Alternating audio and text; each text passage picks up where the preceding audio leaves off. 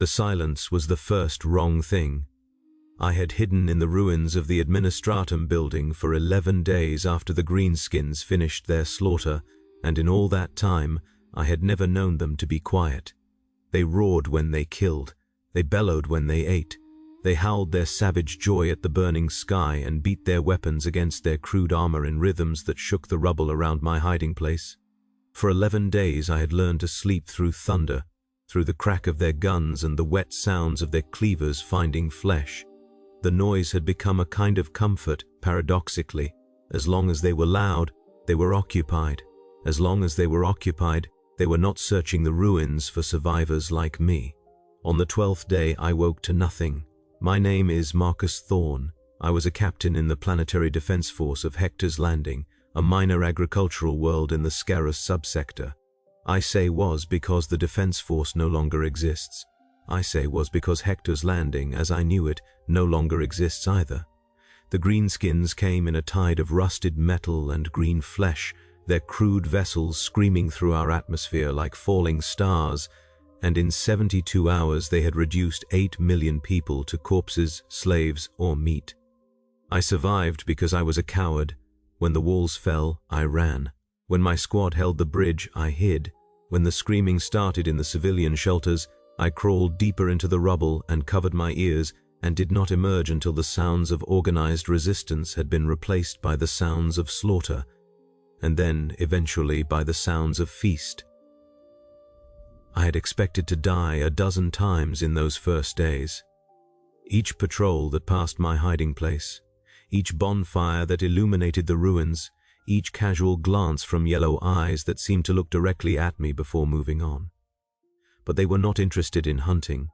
There was no sport in a single frightened man cowering in wreckage. They had won so completely, so quickly, that they had not needed to savor their victory. The population of Hector's Landing had been culled in the initial assault, the survivors herded into holding pens for purposes I tried not to imagine, and the greenskins had settled into the occupation with the casual confidence of apex predators who knew no prey remained worth chasing. That was the first mystery, the one that kept me awake in those early days of hiding. Why were they still here? The greenskins were raiders, everyone knew that. They descended on worlds, stripped them of everything worth taking, and moved on to find fresh victims. They were driven by an insatiable appetite for violence, a biological need for combat that made them fundamentally incapable of peace. Our training briefings had described them as a kind of cosmic infection, spreading from world to world, never staying, never building, only destroying and moving on. Hector's Landing was a conquered world. The fighting was over, there was nothing left to destroy, so why had they not left to find a new war? I found my answer on the 12th day, in the silence that woke me. The bonfire nearest my hiding place had been burning for 6 days, fed by a constant stream of broken furniture and human remains. I had grown accustomed to the shadows it cast through the gaps in my shelter, the flickering orange light that painted the walls in patterns that reminded me of my childhood nightmares. On the 12th morning, those shadows were still. The fire had burned down to embers, and no greenskin had come to tend it. The usual sounds of camp activity, the grunting and the fighting and the crude music of hammered metal, were absent. I lay in my nest of rubble and listened to nothing for nearly an hour before I found the courage to move. The plaza outside the Administratum had been transformed into the Warband's central camp. Crude structures of scavenged metal and bone rose from the scorched flagstones there, construction seemingly random but arranged according to some hierarchy I did not understand. The largest structure, a towering pile of welded vehicles and human architecture, belonged to their warlord, a massive specimen I had glimpsed only once during the initial assault. He'd been at the front of their charge, a living siege engine of green muscle and rusted iron, and his war cry had shattered windows 3 streets away. I had seen him tear a battle tank apart with his bare hands, laughing as the crew inside screamed and burned. Now, as I crept to a gap in the rubble that overlooked the plaza, I saw him sitting. Just sitting. The warlord was enormous, easily 3 meters tall even in his hunched posture. His body was a landscape of scars and crude augmetics, one arm replaced entirely by a massive claw of welded metal and bone, his skull plate visible through gaps in his leathery green skin. He sat on a throne of crushed vehicles, surrounded by the trophies of his conquest, and he stared at nothing.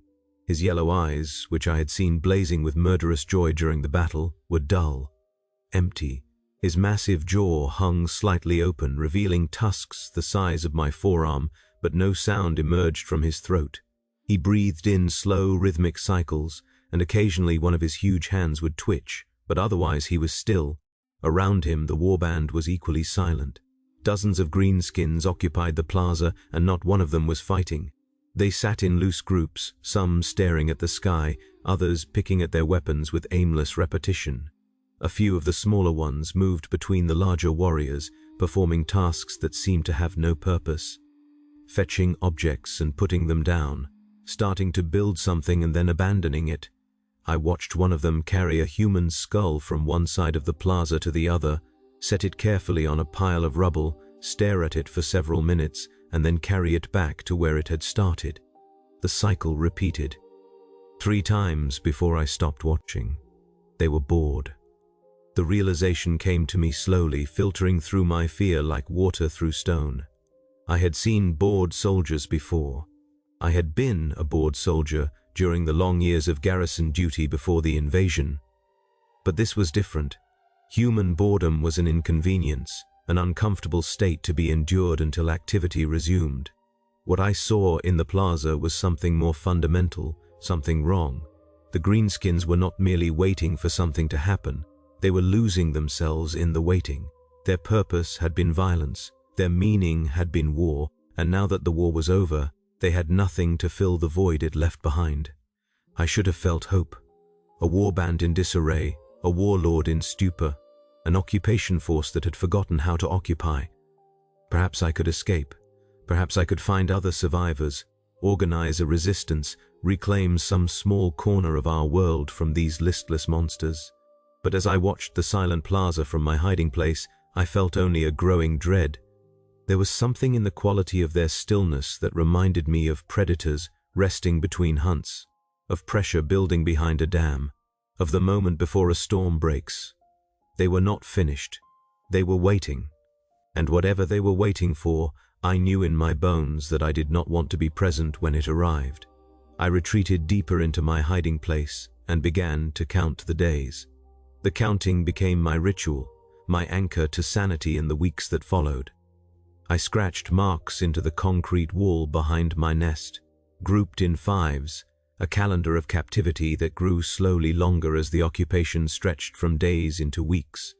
I counted everything, the hours between patrols, the number of greenskins visible from my observation point, the diminishing supplies in my pack, the careful rationing of water and protein bars that would eventually force me to venture into the open for sustenance or die in my hole like a rat. I counted the sounds too as they began to change. The silence of the 12th day did not last. By the 14th, the warband had begun to stir, but not in the way I expected. Instead of the organized chaos of military occupation, I heard something new, something that made my skin crawl even before I understood what it meant. The greenskins were fighting each other, not the casual violence I had observed before, the shoving and posturing that seemed to be their version of social interaction. This was different. I heard it first in the night, a sudden roar of rage followed by the crash of metal on metal, and when I crept to my observation point, I saw 2 of them locked in genuine combat. They were not sparring. They were not establishing dominance. They were trying to kill each other with a fury that seemed almost desperate, their massive bodies colliding with impacts that shook the ground beneath me. Other greenskins gathered to watch, their dull eyes suddenly bright, their slack mouths pulled back in rictus grins, and for a moment the camp was alive again with something like energy. The fight ended when one combatant drove his cleaver through the other's skull, and the victor raised his bloodied weapon and screamed his triumph at the uncaring sky. The gathered crowd screamed with him. For perhaps 30 seconds the camp was transformed, filled with the savage joy that I had come to associate with their species. Then the body was dragged away. The victor returned to his place, and the silence fell again. The brightness faded from their eyes. The energy drained away like water into sand. Within an hour, the plaza was as still as it had been before, and the only evidence of the fight was a spreading stain of dark blood on the flagstones. It happened again the next night, and the night after that, and soon it was happening during the day as well, sporadic eruptions of violence that grew more frequent and more vicious as the weeks passed. I documented what I could, scratching observations into my makeshift journal, driven by an impulse I did not fully understand. Perhaps I thought someone would eventually find my records, that my death would at least contribute to the understanding of these monsters. Perhaps I simply needed to impose order on the chaos, to believe that what I was witnessing made some kind of sense. The fights were not random. I began to notice patterns, hierarchies of aggression that seemed to follow invisible rules. The larger greenskins fought each other regularly, brutal duels that left the loser dead or maimed, and the winner elevated in some status I could not measure. The smaller ones fought too, but usually only when provoked, and their conflicts were resolved more quickly and with less permanent damage. The warlord did not participate in any of these contests. He remained on his throne, watching with those empty yellow eyes, and occasionally one of his massive hands would twitch toward the cleaver at his side, but he never rose, he never intervened. He simply watched and waited and grew more still with each passing day. I became obsessed with him. In my hiding place, surrounded by the marks of my counting, I found myself returning again and again to my observation point, just to see him sitting there. He was the key, I was certain of it. The warband was sick, infected with some malaise that I did not understand, and the warlord was the source. His stillness had spread to his warriors, his emptiness had drained the purpose from their conquest, and now they were killing each other because they had forgotten why they had come here in the first place. On the 23rd day, I saw something that made me revise that theory. The warlord moved. It happened suddenly, without warning. One moment he was as still as stone, and the next he was on his feet, his massive frame unfolding with a speed that seemed impossible for something so large. His eyes blazed with sudden fury, and from his throat came a sound that I had heard only once before, during the initial assault. It was not a roar. It was not a war cry. It was something deeper, something primal, a vibration that I felt in my chest before I heard it with my ears. The entire warband responded instantly. Every greenskin in the plaza dropped whatever they were doing and turned toward their warlord, their bodies tense, their eyes bright with sudden anticipation. He screamed at them for nearly a minute, his voice rising and falling in patterns that might have been language, or might have been pure rage given form. His claw arm swept through the air, pointing at nothing, at everything, at the sky and the ruins and the blood-stained flagstones. The warband listened in absolute silence, and I could see their bodies swaying, their hands tightening on their weapons, their lips pulling back from their tusks in expressions of savage eagerness. Whatever he was saying, they understood it. Whatever he was commanding, they were ready to obey. Then, as suddenly as it had begun, it stopped. The warlord stood frozen in mid-gesture, his arms still raised, his mouth still open. The light faded from his eyes, the tension drained from his body. He looked at his raised arm as if he did not recognize it, as if he could not remember why it was there, and then slowly, painfully, he lowered it to his side. He turned and climbed back onto his throne, settling into his hunched posture, and within seconds, he was as still as he had been before. The warband waited for him to continue. When he did not, I saw something in their faces that I had never expected to see on a greenskin. Confusion, fear, despair. They did not understand what was happening to their leader. They did not understand why the rage that should have driven them to new conquests was flickering and dying like an untended flame. They were warriors without a war, predators without prey, and the biological imperative that had defined their existence was consuming them from within because it had nothing external to consume. The fights that erupted between them were not recreation. They were a desperate attempt to fill the void, to create the conflict that their nature demanded, to feel something other than the terrible emptiness that was spreading through their ranks like a plague. I understood then why they had not left Hector's Landing. They could not. The warlord's malaise was contagious, and the warband was too deep in its grip to break free. They were trapped here. On this world they had conquered too easily, and they would remain trapped until something changed, until something rekindled the flame that was dying in their warlord's eyes, until they found new enemies to fight, or until they finished killing each other. I did not know which outcome was worse. By the 5th week I had been forced to leave my hiding place. The supplies I had salvaged during my initial flight had sustained me longer than I expected, but not long enough. The last protein bar was consumed on day 31, and by day 34 the dehydration was becoming severe enough that I knew I had to move or die. The Administratum building had a filtration system in its basement, I remembered. If the greenskins had not destroyed it, I might be able to access water. If they had not stripped the storage rooms, I might find preserved food. It was a risk, but remaining in my nest was no longer an option. I chose my moment carefully, waiting for one of the periodic eruptions of violence that had become my best opportunity for movement. When 2 of the larger warriors began their clash in the plaza, drawing the attention of every greenskin in view, I slipped from my hiding place and crept through the rubble toward the Administratum's collapsed entrance. The building was a ruin, barely recognizable as the center of colonial governance where I had spent 12 years of my military career. The greenskins had torn through it during the initial assault, smashing everything they could not carry and carrying off anything that caught their fancy.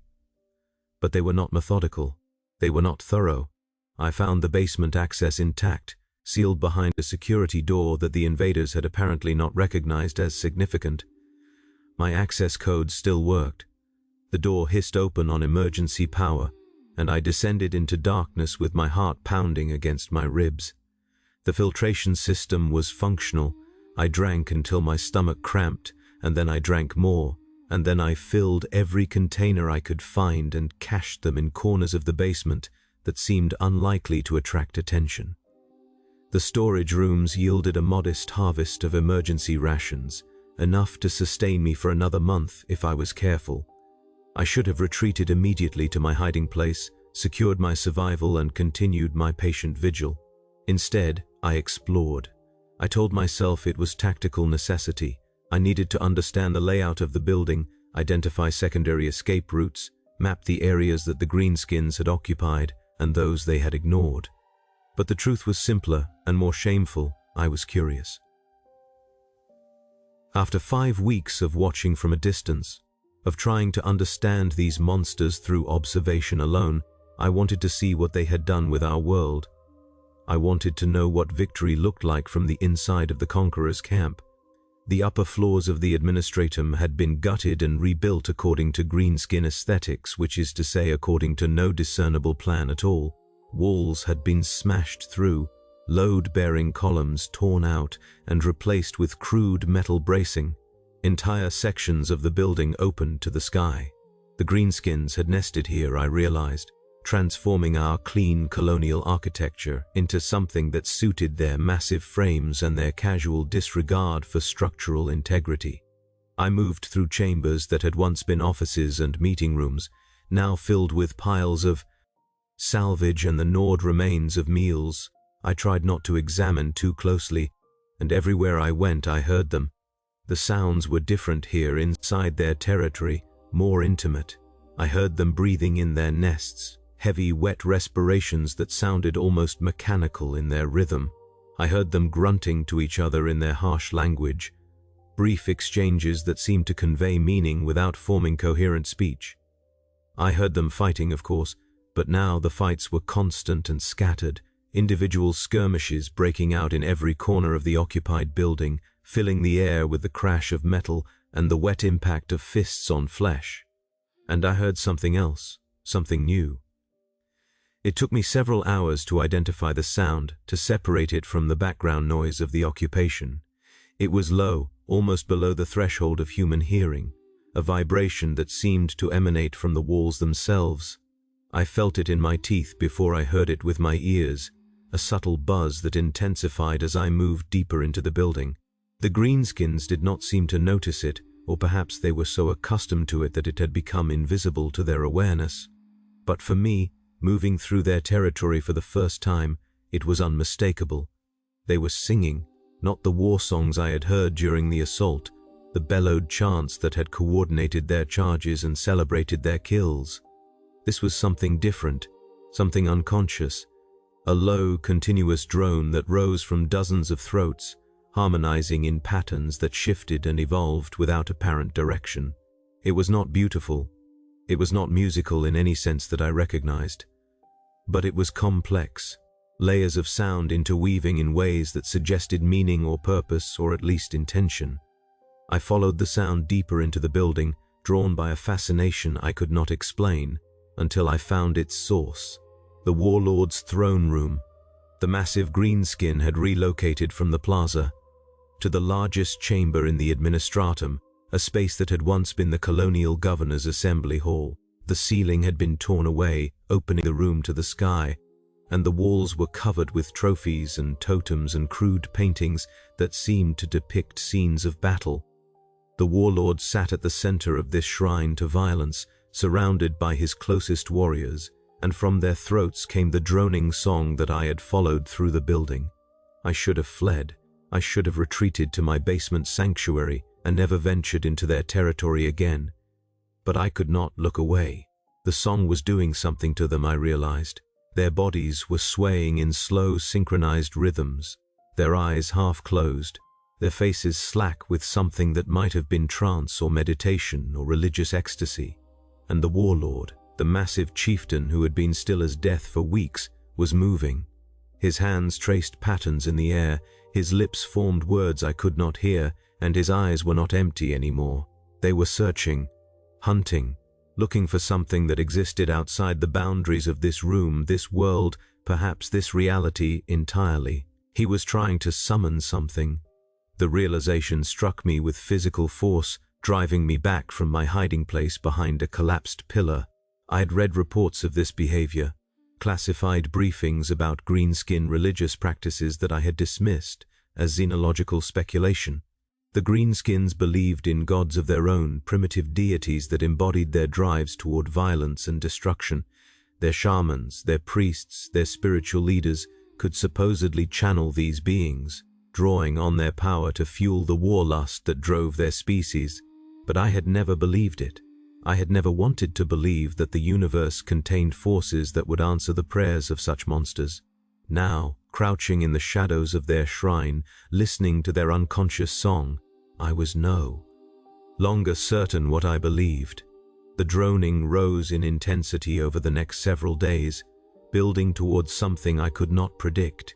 I abandoned my hiding place in the basement and relocated to a position closer to the throne room, driven by the same morbid curiosity that had brought me here in the first place. I told myself that I needed to understand what was happening, that knowledge of my enemy was my only weapon, but the truth was simpler. I was trapped in the gravity of their ritual, unable to look away, unable to flee, waiting with them for whatever was coming. The warlord's condition deteriorated visibly as the days passed. His massive frame, which had seemed so solid and powerful during the assault, began to sag and wither. His green skin took on a grayish pallor, and the tusks that jutted from his jaw seemed to dull and crack. He did not eat. He did not drink. He simply sat and searched with those blazing eyes, reaching for something that remained just beyond his grasp. The warriors around him sang and swayed, feeding him with their collective energy, but it was not enough. I could see them tiring, see the effort it cost them to maintain the drone, see the way their own bodies began to show the same signs of decline that ravaged their leader. They were dying, I realized, all of them. The entire warband was burning itself up in this desperate attempt to recapture whatever had made them what they were. Without war to sustain them, without enemies to fight, they were consuming themselves in search of a substitute. And the warlord, the chieftain who should have been leading them to new conquests, was the first and worst afflicted. His biology was demanding something that this conquered world could not provide, and his spirit was being destroyed by the absence. On the 42nd day, the ritual reached its climax. I felt it coming before it happened, a building pressure in the air that made my ears pop and my skin crawl. The droning song rose to a fever pitch, filling the ruined assembly hall with sound that was almost visible, almost tangible. The warlord surged to his feet, his withered frame suddenly alive with terrible energy, and from his throat came a sound that was not a roar or a scream but something else entirely, a name, a summons, a prayer. The sky above the throne room darkened. I watched through my hiding place as something answered the warlord's call. It was not a physical presence, not in any sense that I could articulate. The sky did not open, no entity descended from the heavens. But something was there, suddenly and overwhelmingly, a pressure of attention that made me feel like an insect beneath a magnifying glass. The greenskins felt it too. Their bodies stiffened, their voices died, and for a single eternal moment they were all frozen beneath the weight of something vast and ancient and utterly alien. The warlord spoke into that silence. His harsh language, which had always seemed crude and simplistic to my ears, suddenly carried meaning I could almost understand. He was pleading, demanding, bargaining. He was offering something, some service or sacrifice or promise, in exchange for what he needed, what they all needed, what their biology was screaming for, a war, and something impossibly answered. I did not hear words, I did not receive a message, but I felt the response nonetheless, a surge of something that was not quite emotion and not quite thought, pushing through the assembled greenskins like a wave through water. They gasped, they shuddered, and then, slowly, the light returned to their eyes, not all of them, not completely, but enough. The warlord straightened on his throne, his withered frame suddenly solid again, his tusks gleaming with renewed vitality. The warriors around him rose from their supplication, their movements sharp and purposeful, their voices returning in growls and snarls that I recognized as the precursors to violence. The ritual had worked, something had answered. Their prayers. The warband was alive again, and I knew with horrible certainty that they were about to start hunting. The survivors emerged from hiding on the 43rd day. I did not know how many of us remained on Hector's landing. During the long weeks of my vigil, I had occasionally seen figures moving through the distant ruins, shapes that were too small and too quick to be greenskins. I had not tried to contact them. I had told myself that it was too dangerous, that any attempt at communication might attract attention, that we were safer scattered and hidden than gathered and vulnerable. But the truth was that I was afraid of what they might tell me about the outside world, afraid of the responsibilities that would come with human contact, afraid of losing the strange isolation that had become my shield against the horror of occupation. Now, as the revitalized warband poured out of the administratum in search of prey, that isolation was stripped away. The greenskins had received their divine mandate. They had been told where to find the enemies they craved. And those enemies, I realized with dawning horror, were us. The survivors had been living in the southern districts, in the industrial zones where thick walls and deep basements provided shelter. There were perhaps 300 of them, I would later learn. Men, women, children, soldiers and civilians. Some had organized themselves into something resembling a resistance, stockpiling weapons and supplies, preparing for a day when they might strike back against the occupation. Others had simply hidden, as I had hidden, waiting for death or liberation with equal fatalism. They had believed themselves safe in their anonymity, protected by the warband's disinterest, convinced that the greenskins would eventually leave or die, or simply forget about them. They did not understand what I had witnessed in the throne room. I tried to warn them. When the warband began its sweep of the city, I emerged from my hiding place and ran toward the industrial districts, screaming warnings that were lost in the distance and the chaos. But I was too late, and even if I had arrived in time, it would not have mattered. The greenskins did not need to search for their prey. They knew. Whatever power the warlord had communed with, it had shown him the locations of every surviving human on the planet. The hunts that followed were not blind sweeps but targeted strikes, precision violence that found every basement, and every shelter, and every desperately hidden refuge. I watched from the rubble as the slaughter unfolded. I watched as the greenskins did not simply kill but played, prolonging each death with a craftsman's appreciation for suffering. I watched as they laughed and sang and celebrated, their withered bodies growing strong again with each spray of blood and each scream of agony. They were feeding, I understood, Not on flesh, though they took that too, but on something more fundamental, on violence itself, on the experience of combat, of pursuit, of conquest. This was what their biology demanded, and this was what they had been starving for. And now that they had found it again, they were not going to stop until nothing remained. The hunts went on for days. I survived because I was alone, because I had been moving when the warband emerged, rather than hiding in a fixed location, because whatever power had revealed the survivors' positions apparently could not track a single running man through the chaos of a burning city. Or perhaps it simply did not care about me specifically. Perhaps I was beneath its notice, a single insect among many, not worth the effort of individual attention. Whatever the reason, I fled through the destruction while the warband gorged itself on my fellow survivors, and I found shelter in the one place I thought they would not look, the ruins of their own camp, abandoned now that the hunt had begun. The plaza was empty except for the dead. Bodies lay where they had fallen during the weeks of internal violence, green-skinned corpses rotting alongside human remains, a carpet of flesh that squelched beneath my feet as I crossed toward the warlord's abandoned throne. The smell was overwhelming, a wall of decay that made my eyes water and my stomach heave, but I pushed through it because I had nowhere else to go. The basements where I had found water and food were probably compromised. My original hiding place in the administratum was too close to the throne room. This charnel plaza, this monument to pointless slaughter, was the only refuge I could find. I climbed onto the throne of crushed vehicles and looked out over the world I had failed to save. From this vantage point, I could see the columns of smoke rising from the industrial districts. I could hear the distant sounds of violence, the screams and the laughter and the crash of weapons finding flesh.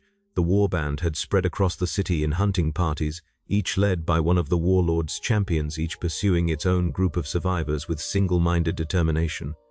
They were not hurrying. They were savoring every moment, every chase, every kill. This was not merely survival for them, this was worship. I sat on the warlord's throne and waited for them to finish. The hunting parties returned over the following days, each bearing trophies and captives and stories of violence that they shared around rekindled fires. The plaza filled again with green-skinned bodies, and this time they were not still. They wrestled and sparred and fought with genuine joy, their earlier malaise forgotten in the flush of renewed purpose.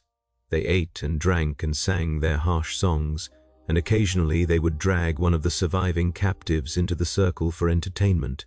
Competitions of cruelty that I forced myself to witness from my hiding place among the corpses.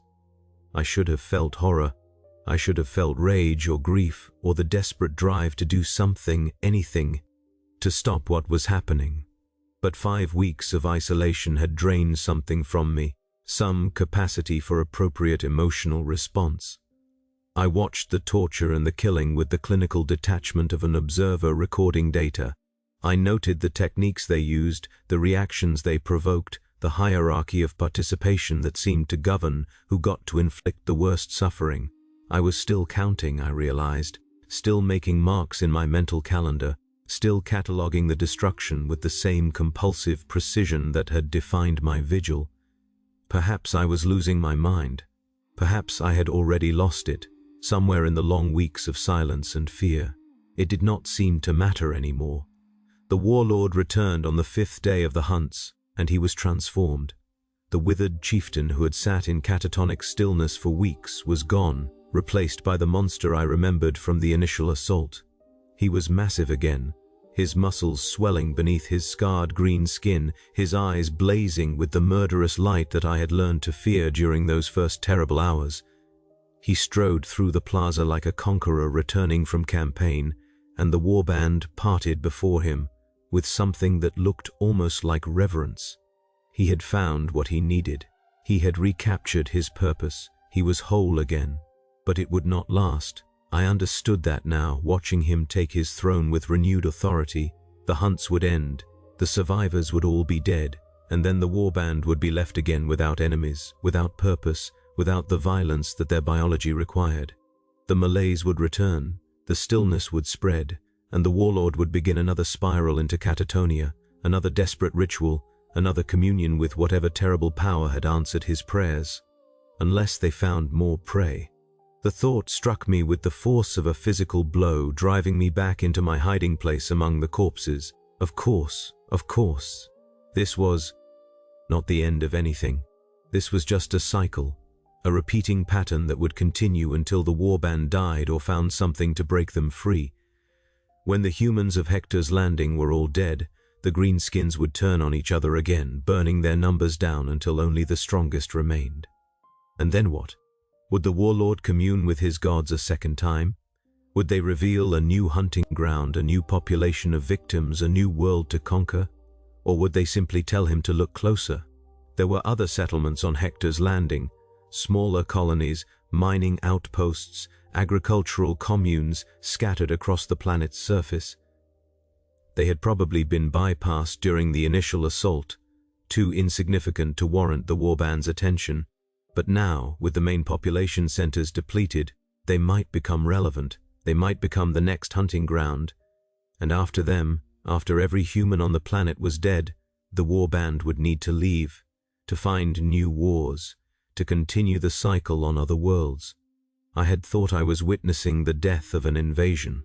I was actually witnessing its rebirth. The counting stopped on the 61st day. I do not mean that I chose to stop. I mean that I lost the ability to track time with any precision. The days blurred together into an endless repetition of violence and feast, and the gathering stillness that followed. The warband would hunt until the hunting was done, and then they would wait until the malaise set in, and then they would begin again. The warlord's rituals became more frequent. His communions with whatever power answered his prayers, more desperate and more draining. Each cycle took more from him, and each restoration lasted a shorter time. I watched from the shadows as the warband began to devour itself. The fights that had started as sporadic eruptions became constant warfare, a background noise of violence that never quite stopped. The smaller greenskins were culled first, the runts and the weaklings falling to their larger kin in endless minor skirmishes. Then the champions began to turn on each other, driven by the same biological imperative that had consumed their warlord. They needed enemies, they needed war. And if no external enemies presented themselves, they would manufacture enemies from their own ranks. I should have escaped.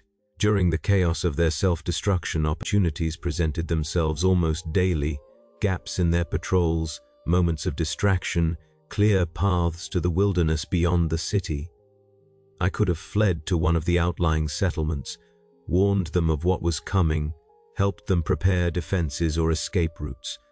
I could have done something useful with the knowledge I had gathered during my long vigil. Instead, I remained. I told myself it was strategic. I told myself I was gathering intelligence, learning their weaknesses, preparing for some future moment when resistance might be possible.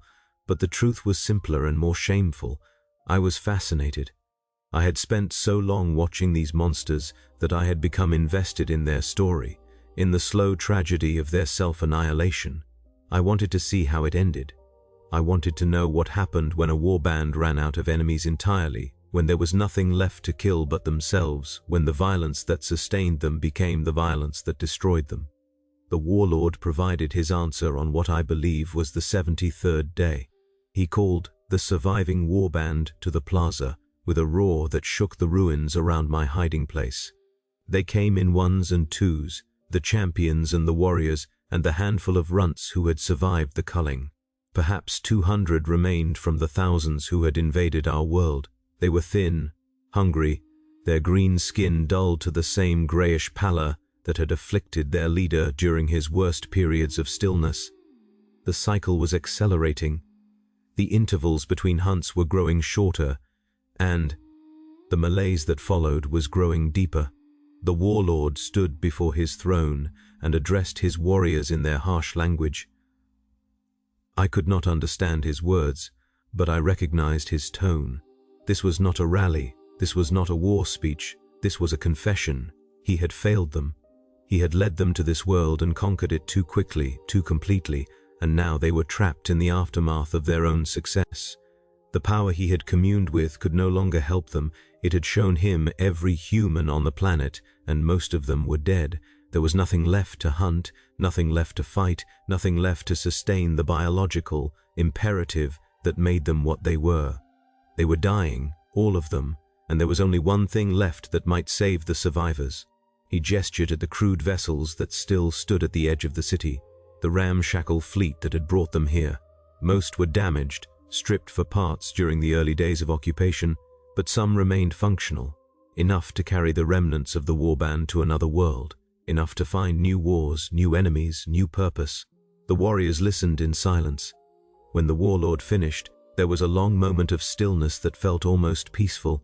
Then, from somewhere in the back of the gathering, a voice rose in challenge. I did not see who spoke. I did not understand what was said, but I understood what happened next. The challenger stepped forward from the crowd, a massive champion whose scars marked him as one of the original assault leaders. He bellowed something at the warlord, words that made the other warriors stiffen with sudden attention. Then he raised his cleaver and charged. The duel that followed was unlike anything I had witnessed before. This was not the casual violence of the internal culls, not the sporadic fighting that had become background noise. This was a contest for supremacy, for the leadership of the warband, for the right to determine their future. The warlord met his challenger with the claw that replaced his arm, and the impact of their collision sent shockwaves through the assembled warriors. They fought for what felt like hours but was probably only minutes. The warlord was larger, stronger, more experienced, but the challenger was desperate in a way that transcended simple survival. He was fighting for his species, I realized, for the biological imperative that the warlord's strategy of departure would satisfy, but that he believed could be fulfilled in other ways. He wanted to stay. He wanted to keep hunting, keep fighting, keep killing, until there was nothing left but themselves. And then I understood, he would keep killing even then. The warlord broke him. It was not a quick death. The challenger's body was torn apart piece by piece, his limbs separated from his torso, his organs extracted and displayed, his screams fading to wet gurgles as the warlord demonstrated the cost of defiance. The assembled warriors watched without moving, without reacting, their faces blank with something that might have been shock or might have been acceptance. When it was over, when the challenger was nothing but scattered meat on the scorched flagstones, the warlord raised his bloodied claw and roared his dominance at the uncaring sky. No one else challenged. The warband would leave Hector's Landing. They began preparations the next morning. The departure was not immediate. The surviving vessels needed repairs, fuel, supplies for whatever journey lay ahead. The warband stripped the ruins of everything useful, cannibalizing their own structures and the remains of our civilization with equal disregard. I watched from my hiding place as they dismantled the occupation that had consumed my world, erasing the evidence of their presence as thoroughly as they had erased the population. I could have revealed myself.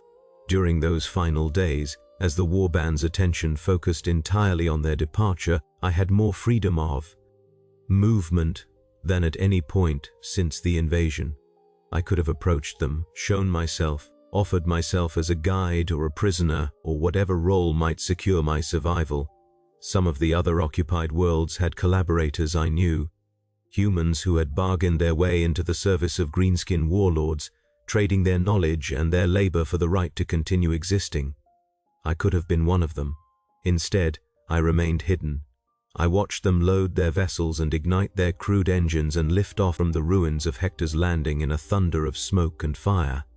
I watched until the last ship had vanished into the sky, until the sound of their departure had faded into silence, until I was certain that they were truly gone.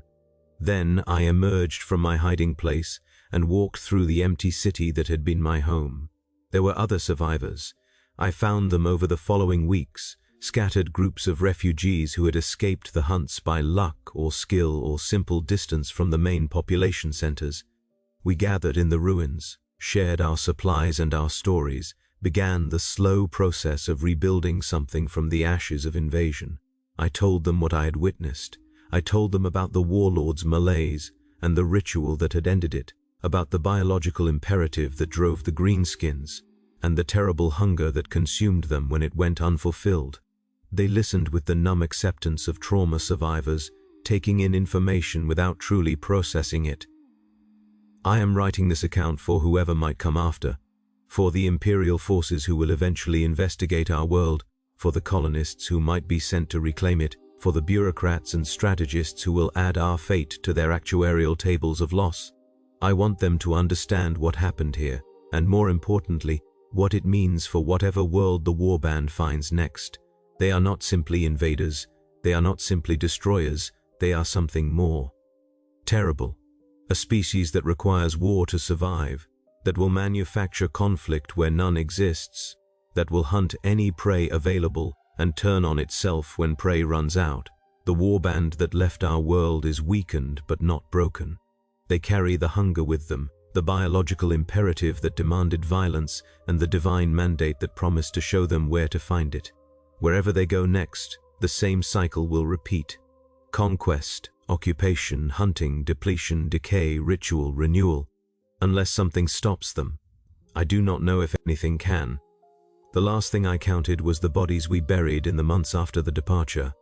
4,216. That was the total confirmed dead from Hector's Landing's 8 million inhabitants, the ones whose remains we could identify and inter with something resembling dignity. The rest were meat, absorbed into the Warband's biological processes, or scattered so thoroughly that identification was impossible. We buried them in a mass grave on the southern edge of the city, and we marked the site with a simple monument, a column of fused metal from the wreckage of the invasion, inscribed with no words because no words seemed adequate. I visit the grave sometimes when the memories become too heavy to carry. I stand before the monument and I count the marks I scratched into the metal during those long weeks of hiding. The record of my vigil, my cowardice, my survival. I count them, and I remember what I witnessed, and I wonder if the Warband has found their next hunting ground yet. I wonder if some other world is experiencing what we experienced, the false security of distance followed by the thunder of descending ships. I wonder if there is someone on that world who will watch as I watched, who will document as I documented, who will survive as I survived. And I wonder if they will understand, as I eventually understood, that survival is not always victory. Sometimes survival is just the continuation of witness. Sometimes it is the burden of memory carried forward through time. Sometimes it is the obligation to record what happened so that others might learn, might prepare, might find some way to break the cycle that consumed us. The Greenskins ran out of enemies on Hector's Landing. They nearly ran out of themselves. And when the killing was done, when the hunting was over, when there was nothing left to sustain their terrible hunger, they simply left to find more. That is what happens when an Ork Warband runs out of enemies. They go looking for